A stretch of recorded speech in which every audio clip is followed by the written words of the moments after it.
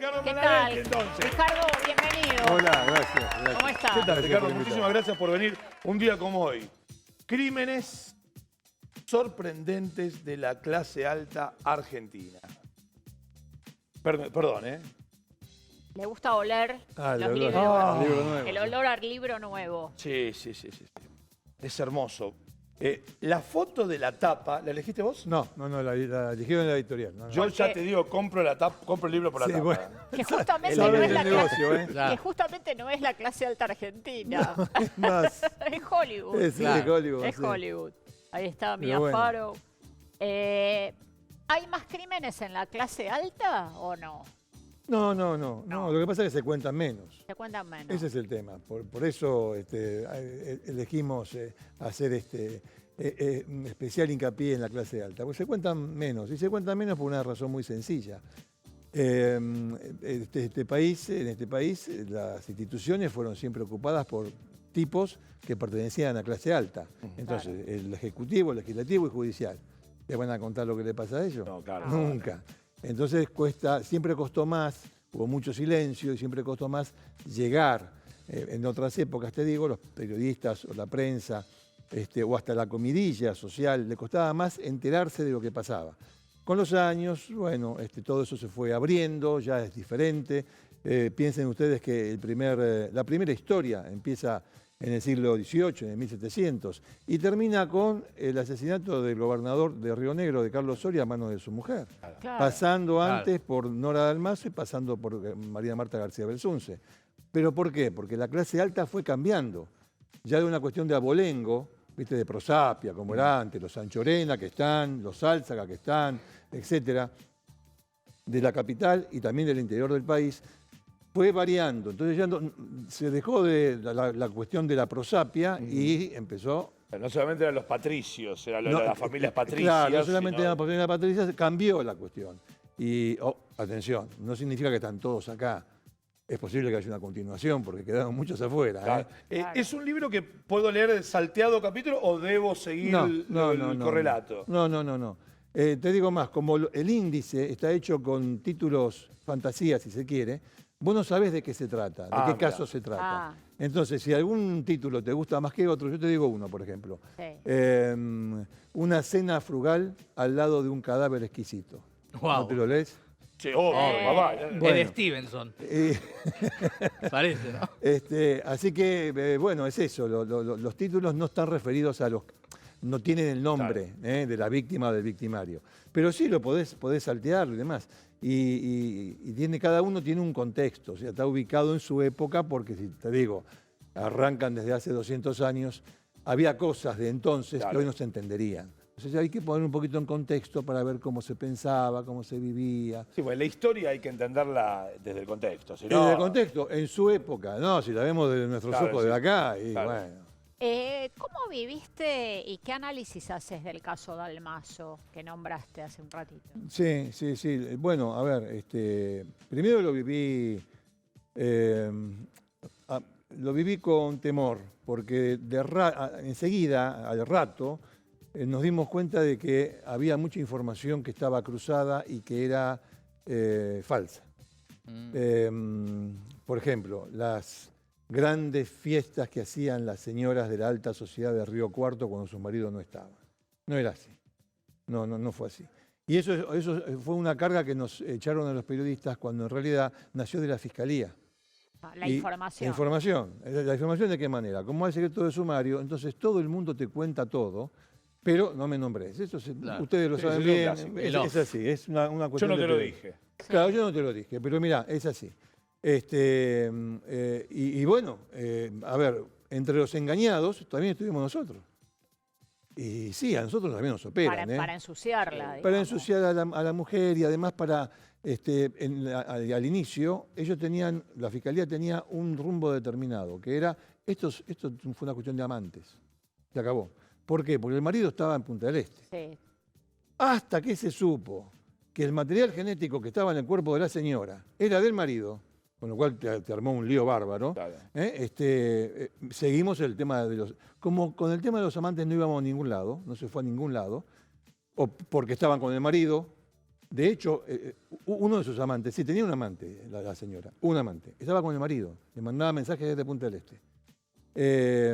Y como eso no iba a ningún lado, ¿qué pasaron a el perejil, el obrero? Pero el obrero tenía un problema. De entrada, la señora tuvo sexo. Poco tiempo o al momento de morir o poco tiempo antes tuvo sexo. Entonces, cuando pasaron al tema de los obreros, tenían un gran problema. Un obrero no tiene sexo con una señora de la alta sociedad de Río Cuarto. Entonces hay que reinterpretar todo. Como tenemos que reinterpretar todo, cambiamos de sexo a violación. Para poder meter al obrero. ¿Me entendés cómo es? Claro, No, se es manipula perverso una realmente. causa. Y se manipula. Claro. Y se manipula. Hasta te manipulan como periodista. Y te manipulan a vos. ¿Para dónde disparamos? Pero como no era que estabas acá, Y ahora estás acá. Entonces el marido tuvo que ver con el asesinato. Yo te digo esto, que es hasta donde llegó el caso Sí. hoy, sin contar demasiado, porque en realidad hay algunos detalles que van a encontrar en el libro, pero el caso en sí mismo se conoce. El material genético del marido estaba sobre el cuerpo de la señora. Sobre, dije. Y el hombre dice que estaba allá. Qué puntería. Si yo tengo el sobre, yo tengo el ADN sobre el cuerpo de la mujer, ya con eso me basta para imputarlo. De hecho, Claro. lo imputaron. Claro. Pero cambiaron de fiscal. Uy, qué casualidad. Cambiaron de fiscal y el caso quedó ahí flotando en un limbo. ¿Y es común, Ricardo, esto que queden casos inconclusos, digo, por el caso en sí o por los desmanejos o lo que fuere? Sí, es bueno, común. Sobre todo en determinados casos, sí. Es común que queden inconclusos cuando hay intereses o políticos o hay mucho dinero de por medio.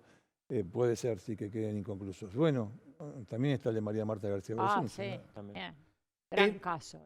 Sí, sí, sí, sí. Fue la novela del verano del 2002 al 2003. Claro. Pero todos los diarios, te digo, yo en ese entonces estaba en Clarín, todos los diarios hacían una página o dos páginas del caso y cuando venían los fines de semana ni te cuento. 2, 3, 4 páginas. Fue la novela del 2002 al 2003. ¿Se sabe el móvil de ese crimen? No, queda confuso. Queda confuso. Sí, queda confuso. Realmente, si uno quiere hablar con seriedad del tema, yo no te podré responder con seguridad, mira, fue tal cosa. No, hay alguna posibilidad, que esto, que el otro, pero también depende de dónde mires. El móvil también tiene que ver, si yo miro a la familia, es uno. Si yo miro al vecino, será otro. Si yo miro a un sicario, qué sé yo, será otro. En realidad no se ¿Vos sabe. qué pensás? Yo creo que, bueno, siempre lo dije, a mí me parece que se resuelve dentro del ámbito familiar el crimen. De hecho, hubo condenas al respecto. Sí. Después Carracosa salió absuelto. Pero el por qué. Y el por qué me parece que, pero es una opinión personal, creo Sí, que sí, tiene sí. que ver con una cuestión de dinero. De dinero. Una época de corralito, de manejos financieros. Carlos Carracosa es un hombre que trabajó con los hermanos Rom, en fin. Pero, bueno, probámelo. Una cosa es hablarlo, decirlo, contarlo, hacer una novela, si se quiere. Claro. Eso no es una novela, pero te quiero decir, yo puedo hacer una novela del caso. Cambiando los nombres, te hago una novela y te la cierro. Pero eso no es la causa judicial. En el proceso de investigación, y siempre tratando de despojar de la emoción, ¿algún asesino te pareció una mente brillante?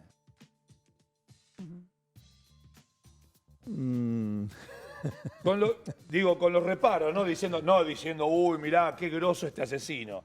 Pero que vos No, hayas investigado y decir, este tipo, No, ¿sabes para la maldad, tiene una mente maravillosa. Bueno, para la maldad tiene una mente Pucho, por ejemplo, pero no lo podría decir como que me sedujo su personalidad, al contrario, además se aprovechó de una época. Se aprovechó de la época de la salida de la dictadura, Claro. la entrada a la democracia, la mano de obra desocupada, etcétera, etcétera, y el negocio de los secuestros, que antes se hacían por motivaciones políticas y o económicas, y después mucha gente, sobre todo de la policía, que lo hacía en aquel entonces, cuando se quedó sin la protección de los militares, lo empezó a hacer solamente por motivación económica. De hecho, el presidente Macri sufrió un secuestro a manos de la banda de los comisarios. Claro. Y Pucho estaba en esa época. En realidad, como perverso, como hijo de buena madre y todo eso, sí, yo tendría que nombrar a Pucho, pero no es que surta haya ningún tipo de admirado. admiración, no, al A contrario. Pucho, a los dos, ¿no? Padre e hijo. Padre e hijo, sí, Padre sí. e Eso, hijo. Alejandro. Esa relación es para, se ha escrito, lo he escrito, pero es para seguir indagándola. Sí. Para seguir indagando, sí, ¿Por qué? esa relación entre padre e hijo. Por la sumisión. Llega un punto en que lo somete tanto al hijo que lo convierte en un instrumento. Sin dejar de quererlo, cosa que es muy extraña. ¿Viste? La mente humana Sí, sí. a veces es impredecible y se va por caminos que, bueno, se te escapan, ¿no? De la comprensión. Dijiste Pucho y yo me confundí. No con Robledo Puch. Ay, te No, iba a con hablar de- Robledo Puch no, con Robledo Puch no. También escribí la historia de Robledo Puch porque este es el tercero de Crímenes Sorprendentes. ¿Por qué Crímenes Sorprendentes? Me tiene que sorprender a mí. Algún detalle, dice, bueno, la historia de Robledo Puch la conocemos todos, pero algún detalle, alguna cosa, algo que tal vez no se vio en su momento, algún punto de vista, eso es lo que me tiene que sorprender para que lo escriba. Y efectivamente, Robledo Puch fue un personaje, yo creo que nunca pasó de los 20 años. O sea, ahora tiene 66, creo, 67, Sí, por ahí sí, anda. sí, sí. Tiene la edad de los 20 años, sigue pensando como a los 20 años. Si hay un Que es, ejemplo... perdón, que es sí. un poco la característica de la madre de él. Sí, sabes que tenés razón, sí, claro. ¿No? Como una madre aniñada, Sí, según sí, me sí, contaron, sí. porque... No, es cierto, es cierto, es cierto. Una madre niñada que lo que quería era que su hijo aprendiera alemán, tocara el piano, junto con la abuela, Sí. y se despreocupaba de él. Otra cosa no le importaba. Y el tipo se dio cuenta. Y le aprendió alemán y le aprendió a tocar el piano para que no le rompan, para que no le embromen. Sí, tenés O razón, para es cierto. complacerla también. ¿no? Para Por ahí. complacerla y, bueno, ahí tenés, ¿viste? Hay esa dualidad. El padre parecía más duro, sin embargo llegó un momento en que Puch fue se las fue de la manos. casa y el padre lo salió a buscar, lo corrió una cuadra para que vuelva. O sea, había claudicaciones, era una situación bastante interesante para investigar, ¿no? Ricardo, uno cuando escucha tu trabajo o el de otros de tus colegas que hablan de temas realmente, en muchos casos, muy oscuros, Ujú. donde a veces no hay un asesino loquito o fuera del sistema, sino que a veces hay poderes muy gruesos atrás Sí. que se pueden intuir o ver más visiblemente. ¿Cómo es, digamos, la vida cotidiana cuando uno habla de temas tan pesados? Digo, hay miedo por la familia. ¿Existe eso en la vida de alguien que cubre temas tan oscuros? Es que te vas acostumbrando, ¿viste? Al principio empezás muy de a poco, empezás muy con el robo al banco de la esquina Sí. y después vas Creyendo. escalando, claro, vas increyendo. Te vas acostumbrando, te vas acostumbrando. Lo que queda para decir es, ¿a vos te amenazaron alguna vez? A mí me amenazaron una sola vez, con relación al caso Carrasco. El soldado Carrasco que mataron en un cuartel y que motivó el fin del servicio militar Sí. obligatorio. Claro. Por ahí mucha gente no lo sabe, pero en este país era obligación obligatorio. hacer la colimba. El gobierno Era de que se haga la Menem. colimba. Claro, el gobierno de Menem se terminó porque en el gobierno de Menem fue el caso Carrasco. Sí. Pero de sentir miedo, no, qué sé yo, te vas haciendo la piel, como dicen los tanos, ¿no? Te vas curtiendo la piel. No se siente miedo, pero bueno, sabés, está la banda del millón, ustedes recuerdan esos tipos que estaban en libertad y se mostraban con máscara de monos, Sí. y mostraban las armas y decían, y yo me acuerdo en Cámara de Crimen los desafié. Che, qué bien que manejás el arma. Ahora, mirá qué bien que yo manejo el libro. Hagamos un intercambio. Si vos te entregás, yo te enseño a leer y escribir. El tipo se calentó, después me dijo de todo, qué sé yo. Pero uno está acostumbrado a esto. ¿Y cómo terminaron? Como no tenían mayor apoyo, terminaron todos presos. Ahora están todos presos. Hollywoodeame un poco. Sí. Hagamos una película de uno de los capítulos, Sí. pero poneme esta ropa, hace un Gatsby. Claro. Gatsby, El gran hacémelo Gatsby. Gatsby. ¿Qué me podés decir? Una alta sociedad de un Y- 1810. Mirá, hay dos que a mí me gustaron mucho. Me gustaron todos, pero quiero decir, Dos historias. las dos historias de estas, sí. Me gustaron todas las historias, obviamente. Pero hay dos historias que tienen que ver. Una con un interrogante. Vino a vivir al país, a Río de la Plata en aquel entonces, y murió acá Luis XVII, el hijo de María Antonieta. Wow. Opa. ¿Vino aquí? Resulta ser que en su época a María Antonieta y a Luis XVI los decapitaron, como Claro, todo el mundo sabe, en la guillotina, muy bien. Pero tenían un hijo de 10 años que estaba en la cárcel. Los jacobinos dijeron que había muerto en la cárcel, pero los monárquicos dijeron, no, los rescatamos. Entramos y los rescatamos. 10 años. 20 años después aparece en el Río de la Plata un marinero francés que tenía antecedentes dudosos. ¿En qué sentido? ¿Cómo te llamás vos? Benoit, Pierre Benoit. ¿De dónde venís? De la región de Francia que queda más allá de allá y más o menos de acá. ¿Cómo se llama tu papá? Dio 3 nombres diferentes. Y tu mamá dio 4 nombres diferentes. Y encima mostraba una gran cultura. María Antonieta, su hijo, le enseñaba de todo. De todo. Es una gran cultura, impropia para un marinero. Claro. Y se empezó a crear esa idea. De hecho, él como que llegaba hasta ahí, ¿viste? Pero se iba para atrás. Aquí en Argentina hizo una carrera fabulosa. Llegó a ser ingeniero, llegó a participar de la diagramación de los planos de la ciudad de La Plata. Es un tipo muy importante. Rivadavia le dio hasta un cargo público. Sufrió una lesión en uno de sus viajes, porque también le gustaba la topografía. Sufre una lesión que lo invalida, le impide caminar. Entonces estaba en la casa postrado, se presenta un señor francés, con un atuendo negro, con un sombrero de copa, y dice, yo soy amigo de Benoit. Sé que está postrado y como soy médico le quiero dar una mano. El tipo entra, lo hacen entrar. Benoit hasta esa época, en esa época digo, se había casado, tenía una hija, 2 hijas mejor dicho, enemigo de Rosas. Bueno, entra a la casa, va hasta donde estaba Benoit, hablan en francés, lo dejan solos. Cuando sale, este médico francés le dice a la mujer de Benoit, hágale preparado, estos sellos, se decía entonces, preparado del boticario, que se va a mejorar. La mujer le va a consultar al marido y le dice, sí, hacelo. Lo hacen, lo toma y se muere. Lo mató, lo envenenó. Se dijo siempre que ese hombre era un enviado de los jacobinos, de los partidarios de la Revolución, para matar definitivamente a Luis XVII. Claro. En su familia, él contaba cosas y su familia estaba convencida que él era Luis XVII y que no había que decirlo porque en Francia todavía había muchos problemas con el tema. Era Luis XVII. Su bisnieto lo investigó. Investigó que los que estaban en la prisión en Francia en aquel entonces fueron todos muertos, murieron de muerte natural por las condiciones infrahumanas en las que estaban allí, o los mataron. Y los metieron todos en una fosa común.